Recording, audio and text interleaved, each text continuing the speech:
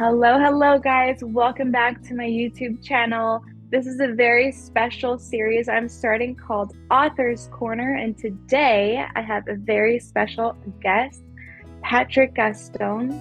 I'm going to go ahead and read his bio so you can get to know a little bit about him, and we're going to talk about his book called Notes and Poems for Napoleon's Daughter.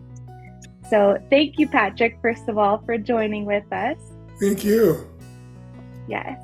So guys, I want you guys to get to know Patrick a little bit more, and you're going to definitely get to know more of his heart as we go through this book sharing today.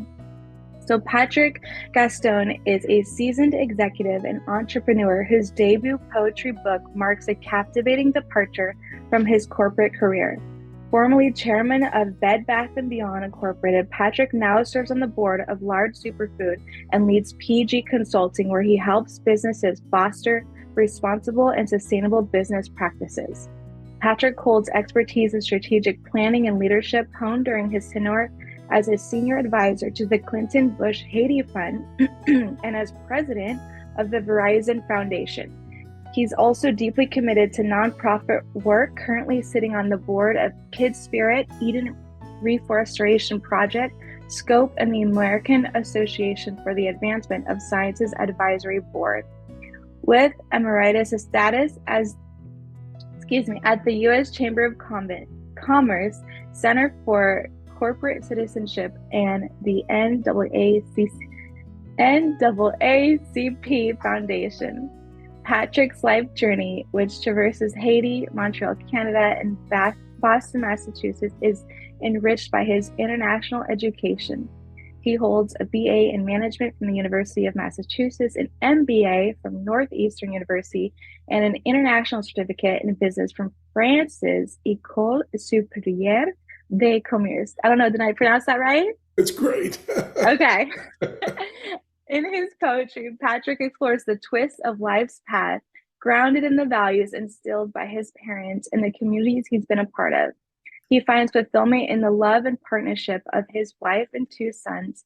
His poetry is inspired by his parents' high expectations and the everlasting love of his mother, offering a heartfelt glimpse into the soul of a businessman who has found a path toward the expression of love and truth through poetry. Welcome, Patrick. Thank you so much for joining us. Thank you, Kaylee. It's great to be with you and your audience. Thank you.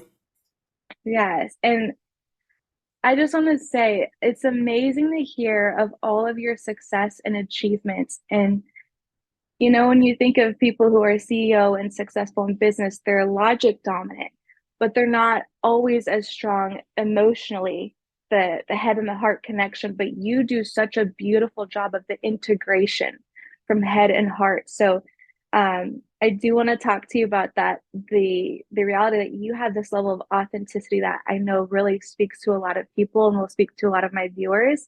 But first, I want to ask you about who is this person on the front of your book. Can you share about her?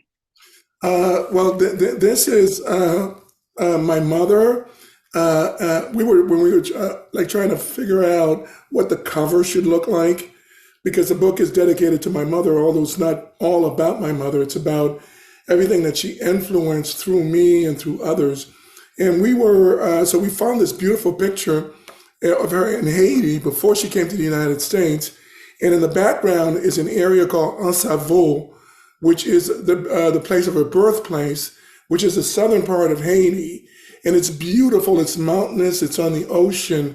And so we thought it'd be a great representation, because I think if she was here, she'd probably say, "Oh, wow, that was pretty clever, Patrick." So that's why we chose this cover. And she looks like she's reflecting, which she often did. So that's how we came to it. Well, she looks beautiful, Patrick. And I think she'd be so proud to see it, to hold it, to read it, to know that this is something you've done. And starting off, I really want to go to your poem titled Napoleon's Daughter, the very first poem you ever wrote. I'd love to read it and just get some of your feedback and your thoughts about what transpired this poem. Sure. Okay. Napoleon's daughter. Saturday morning with your boys, the beauty of snow-capped mountains. We want to hear your sweet, warm voice. Napoleon's daughter, Napoleon's daughter. Your voice lightens the load. The boys are grateful. The light now shines in our hearts. Napoleon's daughter, Napoleon's daughter. What if you never left? Maybe you never left.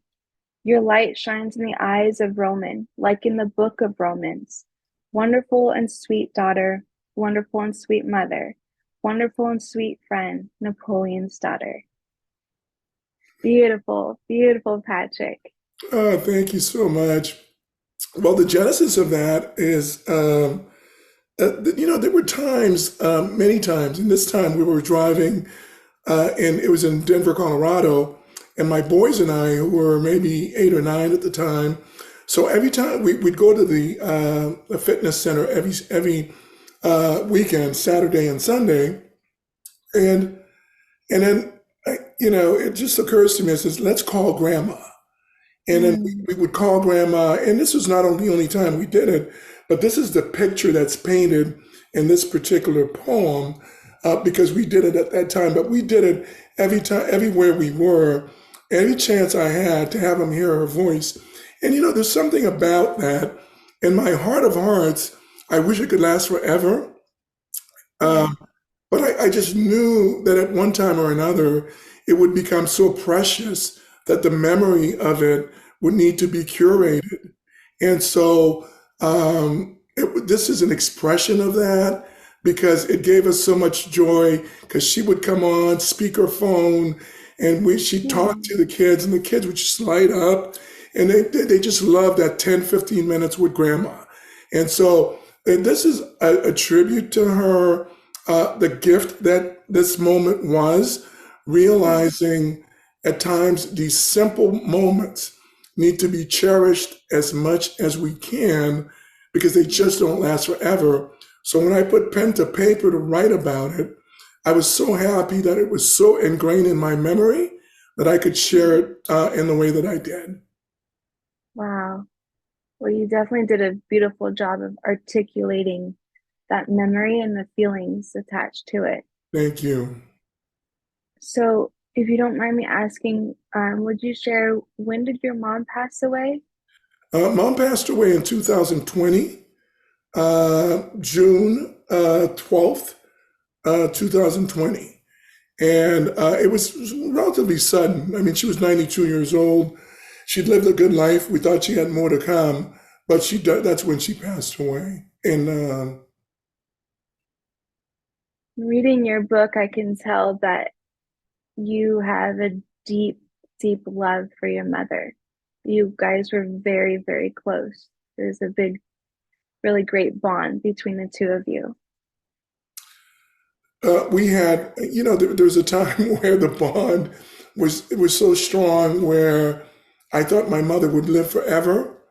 And Mm. because it was just like, oh, this is so I literally put all my eggs in one basket because I just like loved her so deeply because of what she represented, her unconditional love for me and for others, and she was just such a great example of somebody that I could consider to be such a fine human being, and and loving her in the way I did, although I thought maybe I'm just too much. There's too much love, too much of a mama's boy kind of thing. But it was just such a gift to know her and to love her as much as I did. Yeah, that's beautiful, Patrick.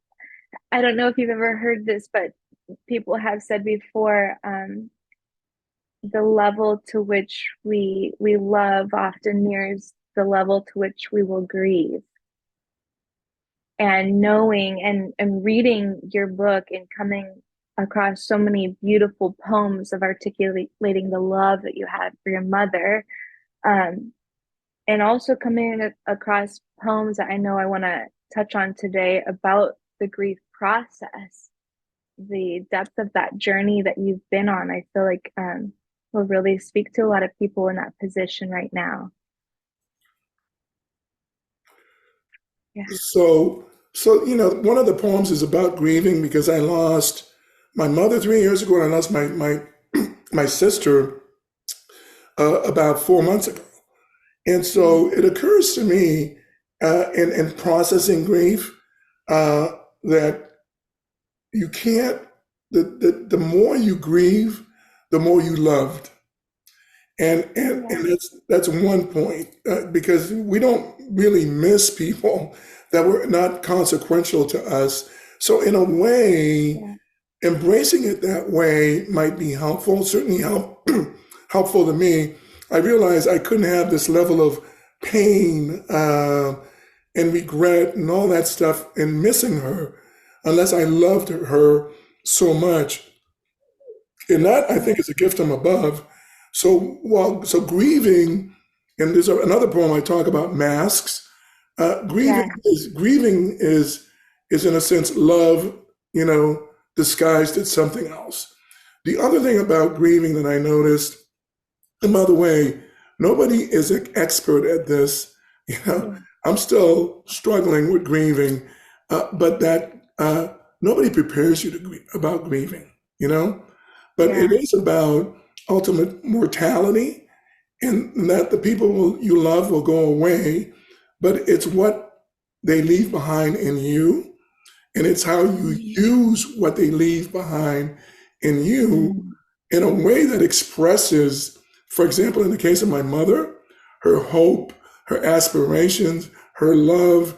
I sometimes use her, um, like her native language, Creole in Haiti, and Mm.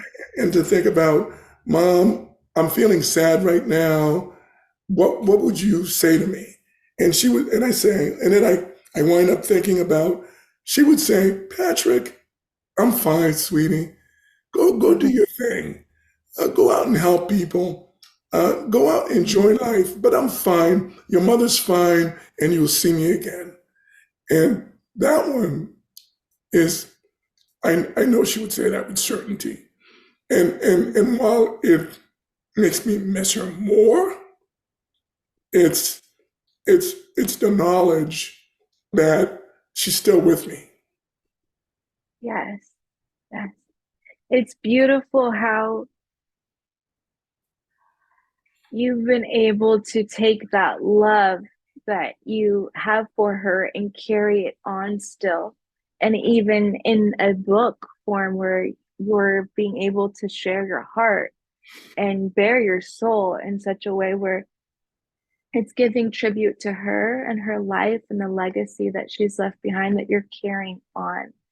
I feel that's very inspiring. And I just thank you for sharing your heart with us, Patrick. I know it's I want to read Mask now because of this, because the fact that you can open up your heart and share and be vulnerable about your process of grief is not something that we always find in the world. Like people, it's a lot easier to keep the mask on and not really show the emotion, show the pain that's there. So I'd love to read the mask with you and just get your perspective on um you had mentioned in Napoleon's Daughter that that was the first poem you wrote, how you were able to take the mask off and continue to write all of these poems from the depths of your heart connected to God and to release that, because I'm sure that, you know, I imagine that probably wasn't the easiest of journeys to go through, but I want to hear from you a little bit more on that. Good. Okay. All right. This one is called Mask. We already wear one. The extra layer does not mean we're done. Do we wear one when looking in the mirror? Do we look at ourselves with terror? Are we wearing masks of fear? Are we pushing away things that are dear? I wear a mask, you wear a mask. Protection we seek dearly, from truth we fear. Taking a leap of wonder to a place high and not under. knowing masks can protect and may defect from shackles denying freedom. When we learn our lesson, masks protect from pandemics, but not from our heart and soul needing to be free of the pandemic. This is so powerful, Patrick. So please tell me, what inspired you to write this poem, and how are you able to kind of take off the mask in a sense and bare your soul through poetry? So so first of all, uh, like wearing masks is not intended in this poem to be a criticism. It's just an observation, just like the observation in the local grocery store during the pandemic when people were wearing masks. And so what I try to do is look at things, and it's almost a metaphor. So Mm-hmm. with masks, and it occurred to me that a lot of my joy in life, my expression, my ability to love, my ability to engage with the world in a real way was because I felt vulnerable. I felt fearful. I felt like, oh my Mm-hmm. gosh, if I express myself that way to the world, I may get hurt. I may be disappointed. And that comes with relationships, personal relationships at work, at school, and everything that we do. There's a certain level of that. And then comes a time where, well, how much of me do I expose? But there's just always an opportunity to dig deeper and to say, Mm-hmm. you know, I can actually go out and become more vulnerable and love more if I did that. So this book is literally the ultimate expression of certainly my desire to take off the masks, take off my Mm-hmm. mask, and express myself uh, in a way where three 3 years ago I would not have been able to. It's really in a way that says when you take off your masks, amazing things could happen, and and, Wow. and it can happen for others. It can happen with your relationship with the Lord, and it can happen in most. I think one of the most important. It can happen with relationship with self, and to be Mm-hmm. able to go, get out and do that is just a tremendous gift that I gave myself, that was given to me, and I just think I'm glad I did it. I mean, by the way, writing the book, I just felt so vulnerable, because it's so personal, and Yes. then I say to myself, well, and when you go in social media and you see all these things that are being promoted and all that, I go, Right. and then they're like scattered and they don't come to any conclusion. It's chaotic, and yet, and here I am expressing love, expressing truth, expressing my Mm-hmm. love for others, which is a lot about. And of course, we wear masks for protection because sometimes, and it might be legit, right? But Right. but Right. there's a lot that we can do, in my view, when you take off the masks that sometimes you think you should have on, but when you take it off, it really blossoms into amazing things. Yes. Yes. I'm curious. You've mentioned 3 years ago that you would have never done this. And, in the beginning, when I read your bio and I had shared with you that typically people who are logic dominant have a harder time to access that emotion and to even be vulnerable. So, how how were you able to move from 3 years ago to allowing yourself to really open up in this way and to share your soul? Well, I had a great life coach. Uh, and, well, I mean, sometimes you're walking through things. Like 3 years ago, I lost my mother. And, and in a sense, as you know, I think your audience knows, everybody, you're going to lose somebody sometimes, and somebody's going to lose you at some point. So the thing is, how do you take that next step. And so for me, in taking that next step, because I've never felt so vulnerable as when I lost my mother, Mm. because she was my anchor. She was a person I could call at midnight because I was having trouble sleeping. So once I experienced that loss and trying to find meaning for it and do Mm. what I wanted to do as a tribute to my mother and what she represented, I had to take off a mask that not only covered my face but covered my heart. Mm. And and Wow. and when I did that intentionally, things started coming out from me that I didn't know were there. Wow. Like the poetry? Was Like the this poetry, the music, the relationships with wow. my son, my wife. I mean, a lot of it. It was. I Wow. started, releasing certain things and praying to God that I could get some help in doing it.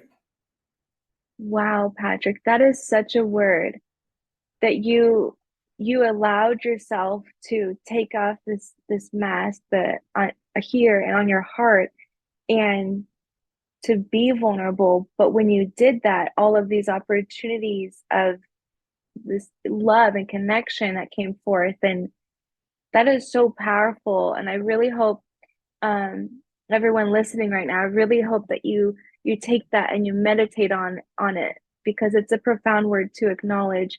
If you are sitting in grief right now, if you're sitting in pain and you feel kind of those guards like Patrick's speaking about, taking a step forward and allowing yourself to be seen in a sense. Would you say, Patrick? It's Yeah, kind of, yeah, it's hard, but it can be intentional, and everybody's journey is different.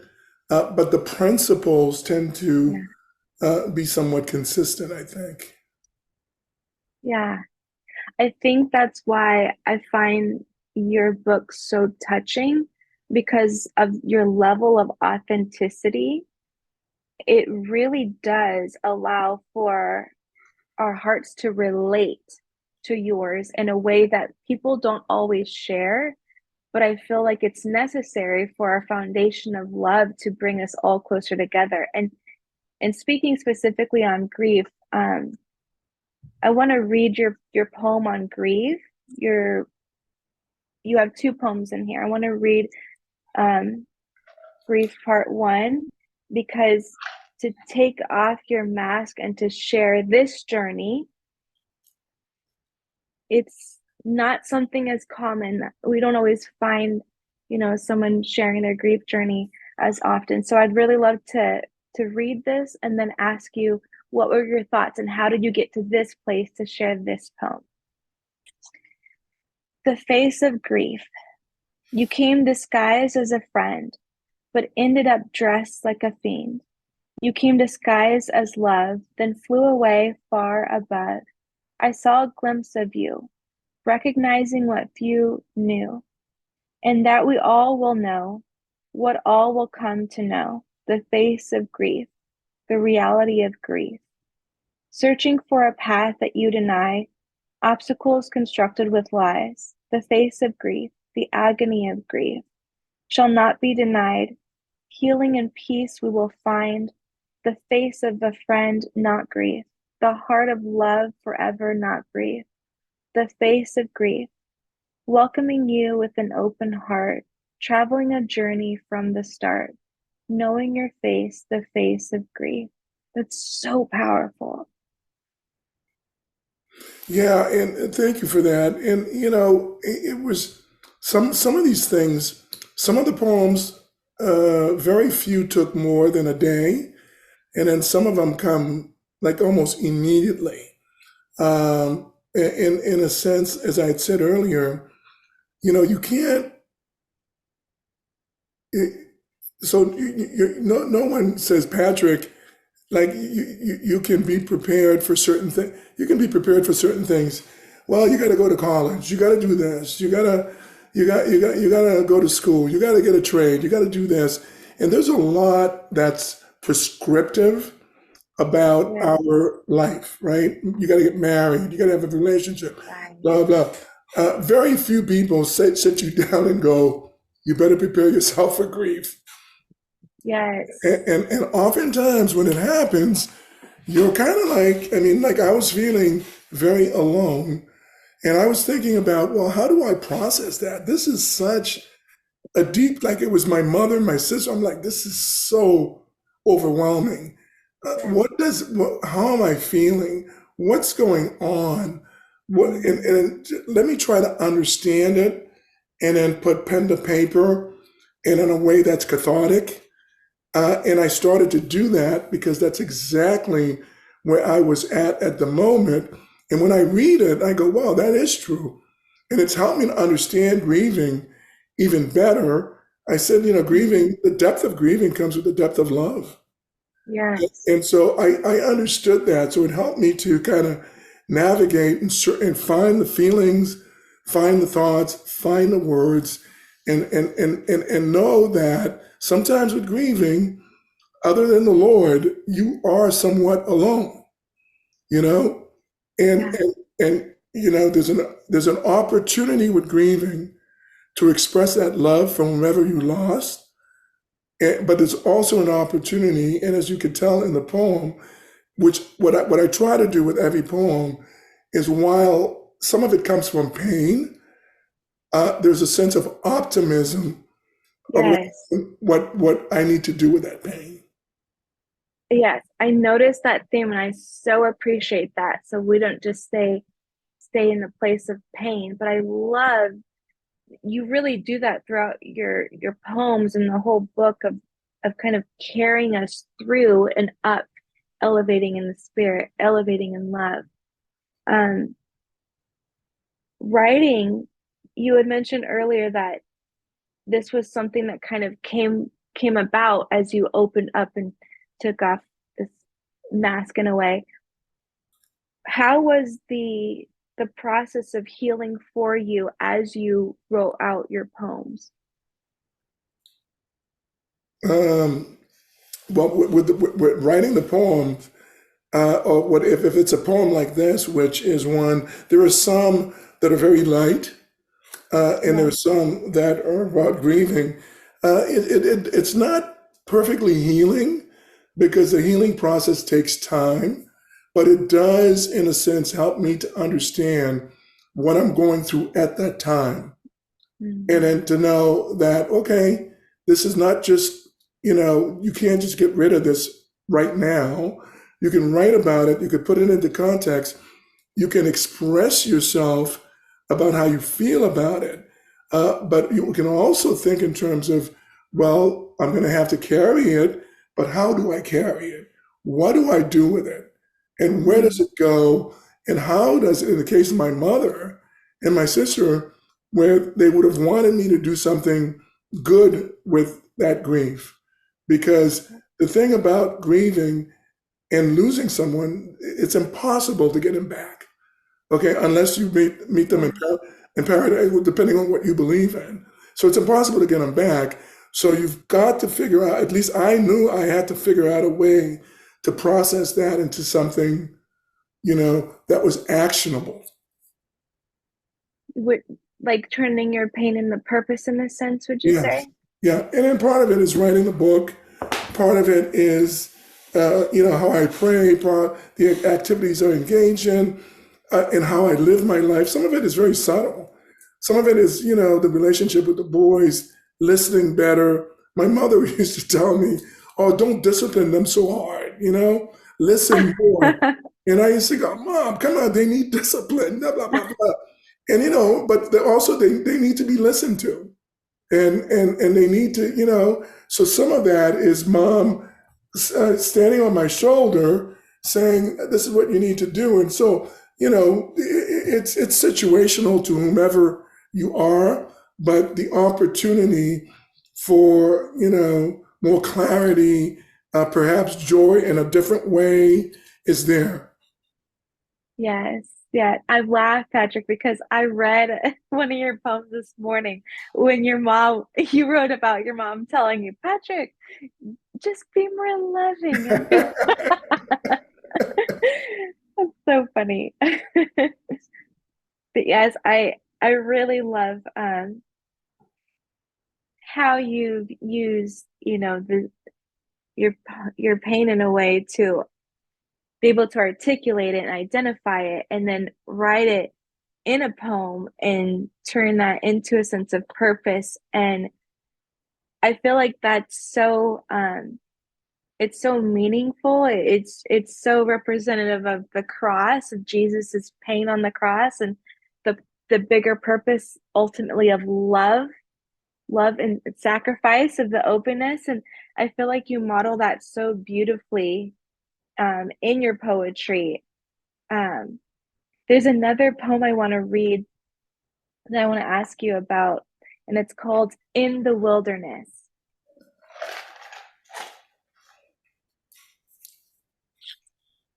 Okay.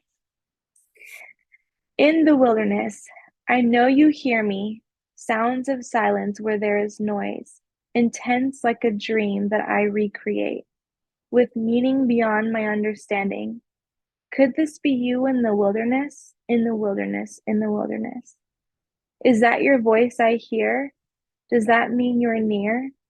Clinging to the hope that you are near, you are dear. In the wilderness, in the wilderness. I am not lost. Now I am found in the wilderness. I would love to hear your feedback. Where were you in that process of writing this specific poem? There are times after my mother's loss that I felt lost. Mm, And I think this was an expression of it. And then finding hope after feeling that loss. Because the thing is, my mother would not want me to be lost in the wilderness for too long. She'll always want to say, yeah, Patrick, I'm here, the Lord is there, and everything else.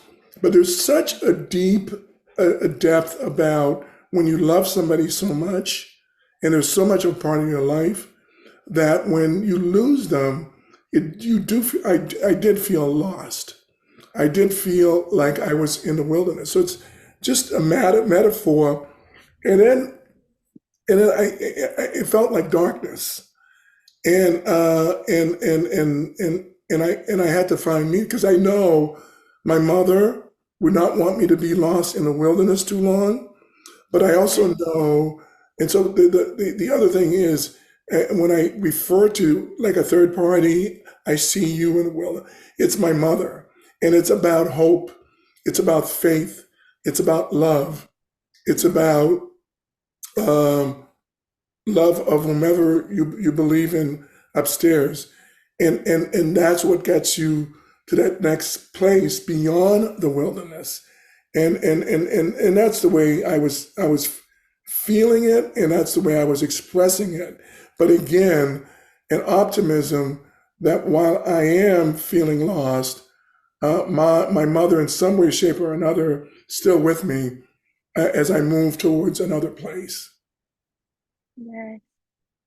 I love that how you carry her with you. And I I know that that feeling of loss is it it really does feel like part of the process of grief for so many of us. I know I can relate to that reading this poem. I remember when I lost my brother and my ex and feeling lost and vulnerable, like, who am I without this person? What does my life look like? Kind of trying to navigate that terrain. But I love so much how you carry her essence with you so strongly. It's just so beautiful.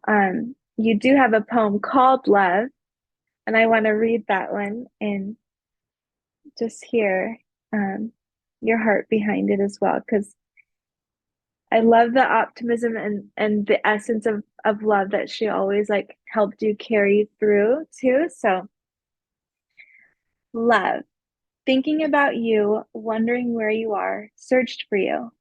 I thought I saw you, not knowing that you were there.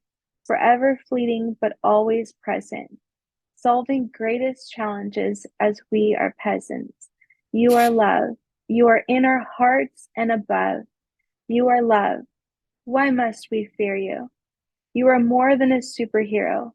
Sometimes a hero, sometimes a shiro, never failing us because you are love, making us fly like doves, power that conquers all. None of us will fall. All of us will rise into a place where our hearts rise, with the seeds blossoming, into plants and trees reckoning. That love is forever, forever the heart, forever the soul, forever mom, forever you, forever us, forever me. It feels like that. It feels like fresh, a fresh breath of Yeah, life. I love that one too. Of course, the inspiration is my mother. So I think we all know that. But there's so there are two things I wanted to just share. One of it I think is like one time I was playing with my son. I go, "What do you think is the greatest superpower?" And I did that in my Bible study with the person I study with. I go, "What do you think is the greatest superpower of all?" And because I grew up with superheroes and Marvel, DC Comics, and everything else, so I knew everybody's superpower, blah blah blah. And then they start talking about being like Superman, being invincible, blah blah blah. And then it occurred to me, and really it occurred to me that the greatest superpower of all is unconditional love. Because Yes, because yes, if you can love unconditionally, first of all, you're not going to hate. You're not going to be fearful of your fellow person. You're not going to be yes, resentful. You're not going to be angry. You're not going to be argumentative. I mean, there's just so many things. Like if you really approach life with love, and so yes, as it became clear to me, that is the greatest superpower. And it may come from the Lord, it may come from wherever, it may come from within, however you want to put it, but it is. And in that poem also reminds me of the source of love that my mother represented, because she was an example, and she was not a perfect human being, but she was an example of somebody that, from my perspective, what I could see with her relationships, she loved yes. everybody. She never had a bad thing to say about anybody.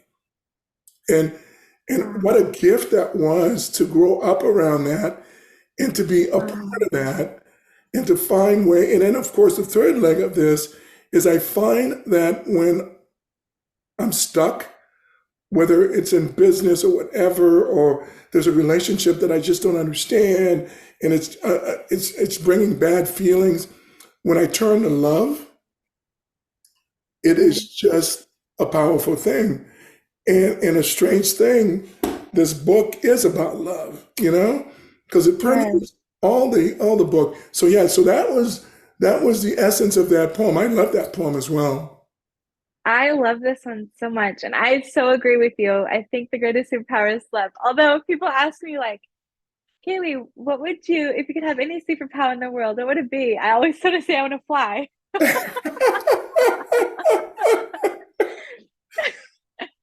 Would you, Patrick, if I asked you that question, would you say Well, it's to there are love or? what's interesting is that I want to fly, but at the same time, I'd like to be able to swim to the depths of the ocean. So I want to be able to Oh, wow, swim that'd and be cool. and explore that. So that it's both flight and I guess well, if you watch the movie Avatar: The Way of Water, I guess they're not interdependent. They can This is kind coexist. of, They can it's kind of, coexist. it's kind of a metaphor for you because of the balance of the head to heart, the deep, but the optimism. Yeah, it's true, but I love this. This is so good. Okay, I want to read another poem that you mentioned love in. Because I want to, you had wrote something in the notes about this that really stood out to me that I thought was just so beautiful. This poem is called A Taste of Love. And before I read it, I want to just kind of highlight something that I read. You had said, the loss of my beloved mother sets the central theme of this book. I've learned firsthand how fleeting time is and how easily we can take cherished moments for granted. This realization has only heightened my gratitude for every shared moment. I think that's so beautiful. And so I want to read what you wrote about a taste of love. In the stillness of the night, eyes wide awake, beside you, my love, I feel completely safe. With each breath, my heart was securely fed. I find solace in your embrace, a taste of love, a moment I won't let erase. Our journey was full of light. You kissed me as you said goodnight. The laughter we shared, the tears we shed, hand in hand we tread. The dawn breaks with the sun's warm embrace. As I taste your lips, a taste of love. So, Patrick, how has going through your mother's loss, but with such a foundation of love, helped you to really grasp the richness of shared moments with people? Because can you kind of give a background of this specific poem? And There are a couple of poems that are very personal because they're about my spouse, right? So yeah, this one is about my spouse, and we all have relationships with our significant others or whatever it is. And sometimes it occurs to me that some of the most simple things, particularly when you lose someone like my mother, like just the phone calls from my mother, or I love you, yeah, Patrick, or these kinds of things are all of a sudden no longer available to you unless, you're thinking about them or you're writing about them. So it just occurred to me, you know, my wife's been there for me all along. And so we have a loving relationship, but I think sometimes savoring all of it and looking at what we have yeah, is so precious because one day one of us, and certainly both of us, won't be around. So yeah, just living life in a way that embraces these moments, yeah, embraces the touch, embraces the look, embraces the ability to listen, to yeah, engage with certainly my partner. It was is really profound, and it yeah. doesn't come to me that way at this level of depth all the time, but sometimes it does. And that night, I was really fortunate to be able to write about it and express it through a poem. I mean, it's so beautiful the way that you have expressed your love. And would you say that going through loss with someone so near and dear has, in a sense, enriched your perspective of life to savor those moments in that way? So that's probably the most important thing to like. Could we talk about grieving earlier? And all these points I think Yeah, are true, but certainly the what you do with grieving is, that love, the depth of that love around grieving is to be able to express it to others.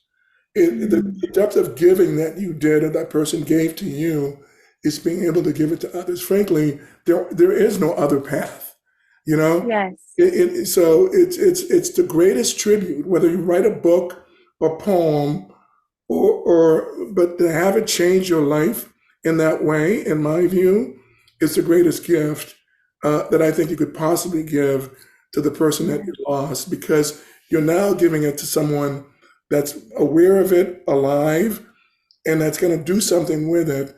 And so, what a wonderful expression of yes, of that love, and taking the pain and turning it into love. yes. That is so beautiful. I love so much I love your perspective on love and your understanding of pain, which I feel like because you've written about it, it sounds like you've really been able to identify the the grief journey and identify pain and how it's impacted you. And then sharing this deep understanding of love, I feel like it's so inspiring. And I know it's going to touch so many viewers because it has for me. I love all the poems that you wrote about your wife and your boys, Christopher and Daniel. I want to tell the viewers. I read one of Patrick's poems to his wife Cheryl, and it was in the morning when my husband and I were we had a little heated fellowship, we call it. We were bumping heads, and I read one of his poems, and I sat on my couch crying because the Lord convicted me, and I just was remembering the love that we have, and your poem was reminding me of that, reminding me to stop and slow down and not let petty things or arguments that you know we don't need to unearth all those things all the time, like to actually let love lead you. It was so beautiful the way that it touched my heart and moved me. So for everyone out there watching right now, Patrick's book is going to speak to you and might convict you all in a good way in the name of love. And that actually had me call my husband after I read that poem and just had a beautiful, beautiful bonding moment over our shared love. So thank you for writing and being vulnerable and expressing your love in such a way that it can really touch the depths of so many viewers' hearts, Patrick. Oh, my pleasure. And thank you, Kaylee, for everything that you're doing. You know, I just really feel privileged to be here with you and your viewers and to share the love. To share the love. Well, I have one more question that I had a client yesterday wanted me to ask you as I'm walking them through grief right now. They said, can you ask Mr. Gaston, what do you do when you experience a wave of grief in a moment where you're in an environment that doesn't feel safe to release the emotion? What do they do? Wow. Well, I will tell you that this is really this just happened. Now, I don't know if Really?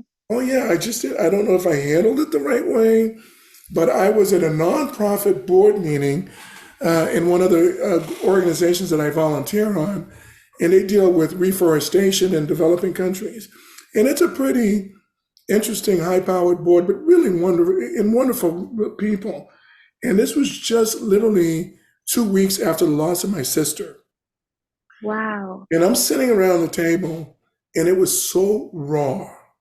It was so raw that I felt like I was going to burst into tears at any point in time. And by the way, this is not something that everybody should do. And then like, there was an opportunity. We were going around talking about the meaning of the organization, why we're doing what we're doing in developing countries, how we get satisfaction from helping others. And then I just said, Wow. and all of a sudden I said, well, I've got to tell you, I said, the way I'm feeling right now is that I'm feeling like a tremendous amount of pain, a tremendous amount of loss, because I lost my sister 2 weeks ago and just delivered her eulogy last week. And I said, I can't, it's really difficult for me to focus on anything but her. And Wow. I started to cry. Now, I mean, so again, this is situational, but I did that and I could not believe the level of empathy, the level of care and attention that I got by expressing that.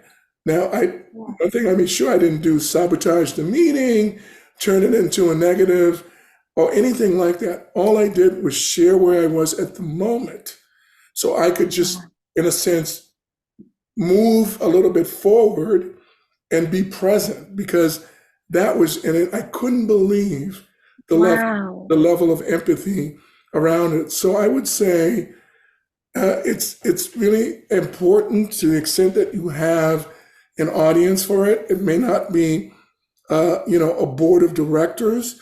It could be somebody that you care, that you trust and love that could that you could talk to about that pain. But the fact that I did that was extremely liberating and extremely healing. Wow, Patrick. That is so amazing. It's showing me this overarching theme of your life in the way of you opening up and being vulnerable, just like writing this book. And each time you've done that, how this flow of love is poured out because you're allowing a level of intimacy for your own heart to be seen, but how it's also being received back. It's so beautiful to hear of your experience, but also to see this theme of your life from, that openness. It's really Yeah, I mean, powerful. it really wasn't. Of course, the answer is, it's sort of like, can't go to a grocery store and share your fee.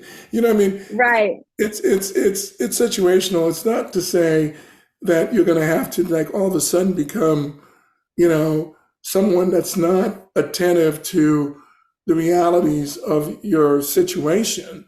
But and then while love is the answer, a lot of people are not prepared to receive it in the way that it might be expressed. So I think it's just important to just, if you have a Kaylee in your life, that it's Mhm. a safe place that you can go and talk to and go, oh, this is how I can validate that. For me, I was very lucky because I had a group of people and I felt Yes. very vulnerable.